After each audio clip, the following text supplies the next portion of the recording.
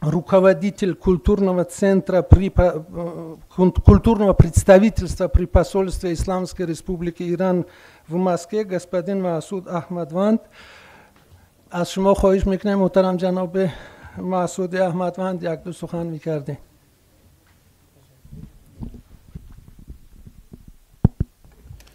بسم الله الرحمن الرحیم. سلام عرض میکنم و وقت بخیر. Во имя Бога милостивого милосердного, добрый день, приветствую вас, уважаемые друзья.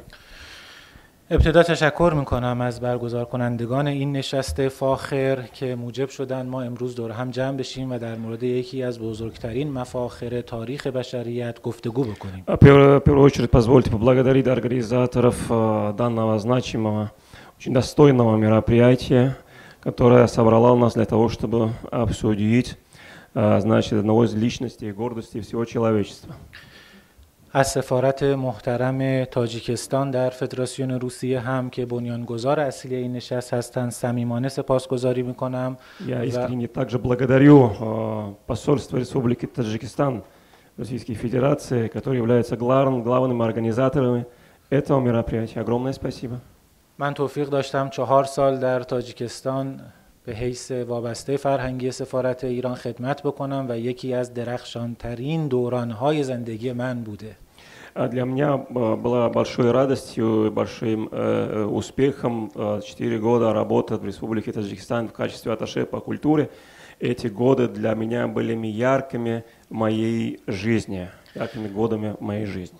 و باید صمیمانه سپاسگزاری بکنم از اهتمامی که دولت تاجیکستان، سفارت تاجیکستان برای احیاء مفاخر فرهنگ فارس زبانان و تاجیک زبانان در خودش نشون میده. Я хотел бы, пользуясь случаем, здесь выразить благодарность правительству Республики Таджикистан, посольству Республики Таджикистан за ту работу, которую они ведут в области возрождения корифеев личности и культуры персоязычных народов и таджиков.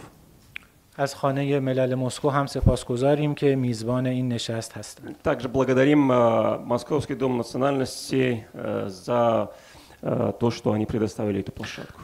و از مجری محترم برنامه هم سپاسگزارم که نکات خیلی خوبی رو در مورد ابن سینا اشاره میکنند. Я хотел бы также поблагодарить уважаемого модератора за очень важные моменты, которые он говорил, озвучил относительно личности Ибн Сины. من میخوام درباره یک موضوع صحبت بکنم، در واقع پاسخی به یک پرسش که چرا ابن سینا، چرا سینای بزرگ شخصیتی فراتر از زمان هست و ما امروز بعد از چند صد سال دور هم میشینیم و درباره این شخصیت گفتگو میکنیم. Я хотел бы сейчас ответить на один вопрос. Вопрос касается того, что почему сегодня мы собрались, говорим о личности, которая находится вне времени, через сотни лет, через много веков мы собираемся и говорим об этой личности. من به 3 دلیلی که به ذهنم رسید اشاره میکنم. Я хотел бы здесь упомянуть 3 важных причин этого. یکی از اونها جامع الاطراف بودن این اندیشمنده که از یک سو هم طبیبی عالی قدره و از سوی دیگه فیلسوفی گرانقدر. Первое – это то, что он является многогранной личностью, является универсальной личностью, которая одновременно являясь хорошим врачом, хорошим врачевателем, с другой стороны является великим философом-мыслителем. از یک سو ریاضیدانی متبحره و از سوی دیگر اسلام شناسی برجسته. С одной стороны, он высокоэрудированный математик, и с одной стороны является великолепным исламоведом. در فرهنگ ما به چنین شخصیت‌هایی حکیم گفته میشه. В нашей культуре о таких личностях говорят хаким, мудрец.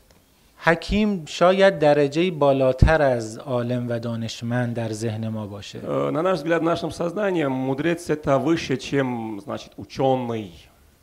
عالم یا دانشمند ممکنه در یک رشته خاص برای خودش متخصص باشه، اما حکیم کسی است که در رشته‌های مختلف دارای علم و دانش هست.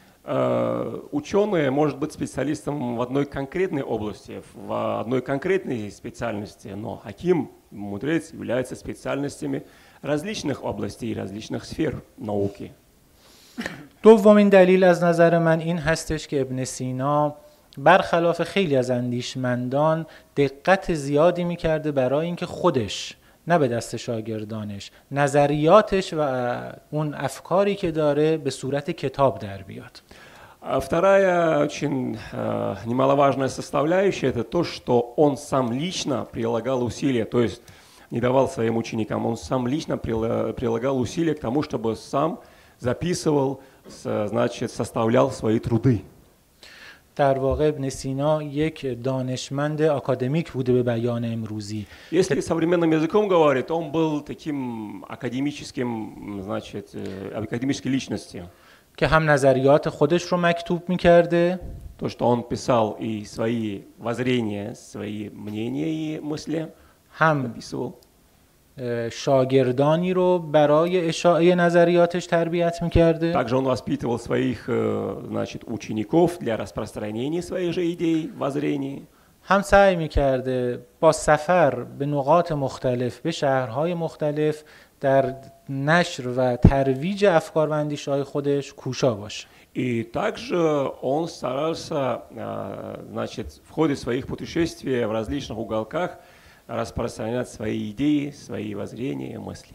هرچند که خب خیلی از این سفرها هم به دلخواه خودش نبوده، اما از این فرصت اجباری هم استفاده می‌کرده برای ترویج علم و دانش. Но иногда некоторые путешествия, некоторые его поездки, особо он сам их не хотел, но во всяком случае он максимально их использовал для того, чтобы распространять свои идеи и воззрения. نکته سوم و به نظر من شاید اصلی ترین نکته که سینای بزرگ رو تبدیل کرده به یک شخصیت تاریخی این هستش که اون به دنبال هدفی بوده از آموختن علم که به اون اشاره میکنم. Третий, на мой взгляд, который является основной, то, что отличает великого Ибн Сину, это то, что главной целью, которую он ставил перед собой, это познание и приобретение знаний. Сейчас упомяну.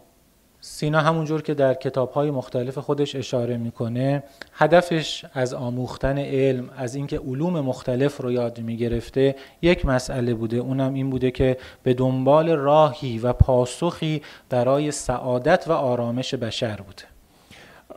Ибн Сина, занимаясь изучением, значит, занимаясь познанием и приобретением знания, преследовал одну цель.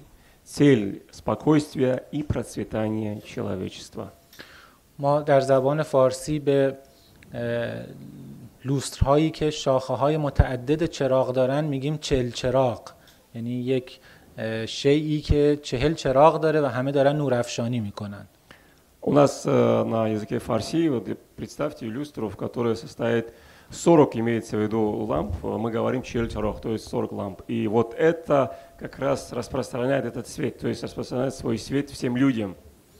اگر سینای بزرگ رو چراغی در تاریخ بشریت به حساب بیاریم، هر کدوم از دانش‌هایی که سینا داشته یک کدوم از شاخه‌های این چراغ هستند، همه اونها یک نور واحد رو میدن، در حالی که هر کدومشون شخصیتی مستقل دارن و همه این نورها دنبال یک هدف بودن و اون هدف هم سعادت و آرامش بشر بود. Если мы представим великого Ибн Сину наподобие вот этой большого, имеется в виду чельчарога или этих 40 ламп или цветов, светов, которая как освещает различные направления, то есть он имеется в виду, каждое из этих, значит, направлений имели определенные свои личности. И главной целью всех этих направлений заключалась в том, чтобы для всего человечества, значит, для человечества было и процветание, и спокойствие.